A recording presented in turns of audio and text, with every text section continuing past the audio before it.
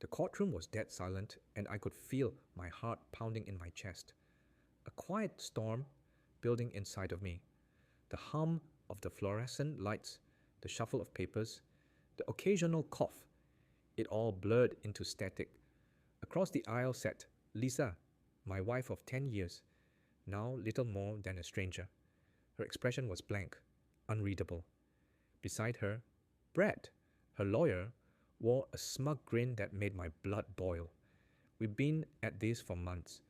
The lawyers, the accusations, the endless paperwork.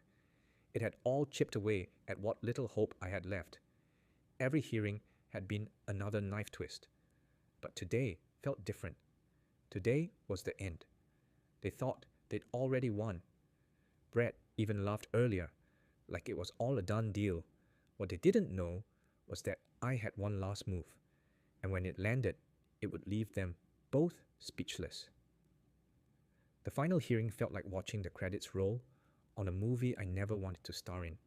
The judge, an older man with tired eyes, glanced between stacks of files as if our lives were just another case to close. Lisa sat straight-backed, perfectly poised, rehearsed in her silence. Brad, as always, played the part of the shark, circling what little I had left. I sat alone on my side of the courtroom, hands clenched, jaw tight. I barely recognized the man I'd become. Bitter, hollow, exhausted. They had taken everything piece by piece. Our house, shared friends, even the dog. Now, they wanted the rest.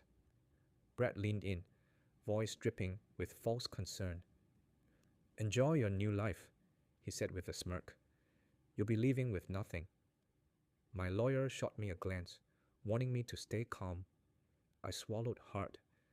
I wasn't going to give them the satisfaction of watching me break. Let them smirk. Let them gloat. Because the documents tucked away in my briefcase, the ones neither of them saw coming, would turn the tables before the gavel hit wood. The judge leaned forward, his voice steady and formal.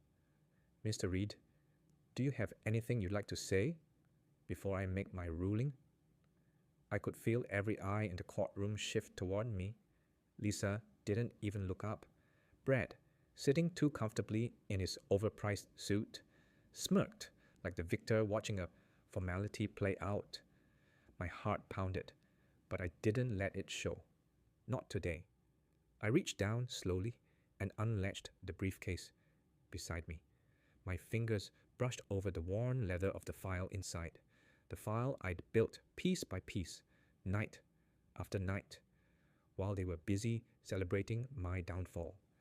I pulled it out and slid it across the table to the clerk, who handed it to the judge. The room fell into silence. Brad's smirk twitched. Just a flicker, but I saw it. Lisa's face turned pale as the judge opened the folder, eyes scanning the first page. I didn't speak. I didn't need to. The truth was already unfolding in front of them. Whatever they had expected, this wasn't it. The judge's brows furrowed as he flipped through the documents, page by page. The silence thickened, hanging heavy in the courtroom like a thundercloud about to break. I sat still, watching them, Brad shifting uncomfortably in his chair, Lisa whispering something sharp under her breath. For once, I didn't feel powerless. I felt calm. The judge paused on a page and looked up slowly.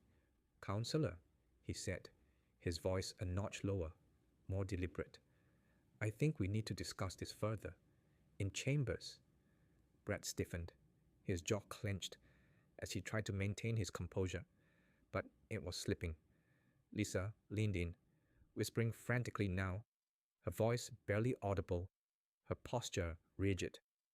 The judge stood and signaled the bailiff. "We'll take a brief recess." And just like that, the courtroom erupted into low murmurs and darting glances. Everyone wanted to know the same thing. What the hell was in that file? As the judge called for recess, I sat back and let the noise of the courtroom fade into the background. For the first time in months, I could breathe.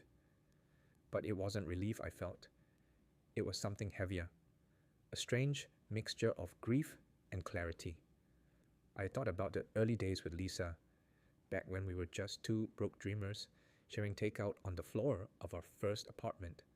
I had believed in her, supported her every ambition, even when it meant putting my own on hold. Somewhere along the way, that partnership turned into something else, something sharp and hollow. I still don't know when love turned to calculation. Watching her now, whispering urgently to Brett, I could see it, the cracks, the panic, the shift. For the first time, they weren't in control. I was. But this wasn't over, not even close. That file, the one they hadn't seen coming, was just the first domino. I didn't want revenge. I wanted truth. I wanted freedom. They'd underestimated me, and now that was their problem. When court resumed, I wouldn't be the broken man they had expected. I'd be the one holding the match, and the entire house of lies was about to go up in flames. The days that followed moved like a slow burn. I didn't waste them. While Lisa and Brett scrambled behind closed doors, I planned. The documents I submitted had planted doubt in the court, but doubt wasn't enough. I needed certainty, proof, leverage. And this time, I wouldn't be facing them alone. I called Zaire, an old friend from law school who'd always had a taste for the complicated cases. He listened, asked the right questions, and agreed to take a closer look at everything I had. He didn't just believe me, he understood the game. Then I reached out to Noah, a tech-savvy friend I hadn't spoken to in years. If there were secrets buried in Lisa's financials, offshore accounts, hidden assets, Noah would find them. He worked quietly, methodically, while I played the calm, collected ex-husband in court. I'd spent too long letting other people dictate the story. That ended now. As I prepared for what came next, I could feel something shifting inside me. I was no longer passive, no longer afraid. I had power and I had purpose. The question wasn't if Lisa would notice the change. It was how long she had left before everything unraveled. Noah worked fast. Within days, he started feeding me a stream of red flags. Quiet, alarming footprints Lisa thought she had hidden well. Backdated invoices. Wire transfers routed through offshore banks. Small amounts at first, just enough to avoid attention. But the deeper we dug, the more it became clear. This wasn't just clever bookkeeping, it was deliberate and illegal. Then came the name I hadn't heard in years. Elliot Rice, a consultant, at least on paper. I remembered him vaguely. Lisa had brought him into her company years ago. I'd met him once. Harmless, polite, forgettable.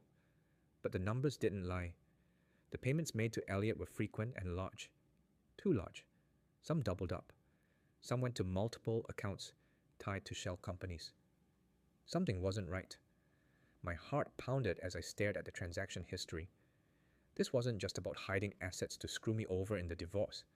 This was something bigger. Fraud, embezzlement, maybe worse. I didn't tell anyone, not yet. Not Zaire, not even Noah. I needed to be sure. I needed more. Because whatever this was, it could destroy her. And for the first time, I wasn't just reacting. I was hunting. I barely slept. Nights blurred into early mornings, spent hunched over spreadsheets and bank records, every lead a thread unraveling, the carefully woven image Lisa had crafted. The more I uncovered, the more surreal it felt. Lies wrapped in numbers, buried beneath company names and offshore distractions. Zaire handled the legal angles, building a quiet case behind the scenes. Noah kept digging. Every time I thought we'd reached the bottom, he found something else. Proof of manipulated audits, falsified expenses, shady partnerships masked as consulting deals. And always, the same name came back. Elliot Rice. Lisa had built an empire on secrets, but I had the blueprint now. I watched her in court, still poised, still smug. but I saw it. The flickers of doubt, the sharp whispers between her and Brett. They knew something was wrong. They just didn't know how much I knew. Yet, I was walking a tightrope, and one wrong move could ruin everything. But I wasn't afraid anymore. This wasn't just a divorce. This was justice. For what she did to me, for what she thought she could get away with. I wasn't just surviving anymore, I was getting ready to strike. And when I did, they'd never see it coming. The final hearing had the weight of a storm just waiting to break. I walked into the courtroom steady, composed, with everything I needed packed neatly into a single folder. For the first time in this entire process, I wasn't anxious. I was ready. The judge entered, the gavel sounded, and the courtroom fell into silence. Brett looked confident but less smug than usual. Lisa kept her gaze fixed ahead, too proud to look at me, too nervous not to. As the judge prepared to make his final ruling, I stood and calmly handed over the folder. Inside, every document, every transfer, every buried lie I'd uncovered. Fraud, embezzlement. The web Lisa had spun so carefully was now laid out in black and white.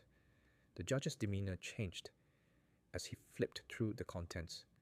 Brett leaned over to whisper something to Lisa, but his voice was tight, his expression cracked wide open. Then the twist I'd been waiting for. The judge ruled in my favor, not only granting me a fair settlement, but ordering an immediate investigation into Lisa's financial practices. The courtroom buzzed with quiet shock. Lisa's face twisted, rage, disbelief, fear. And I walked out of that courtroom tall, free, and finally in control. The truth had won.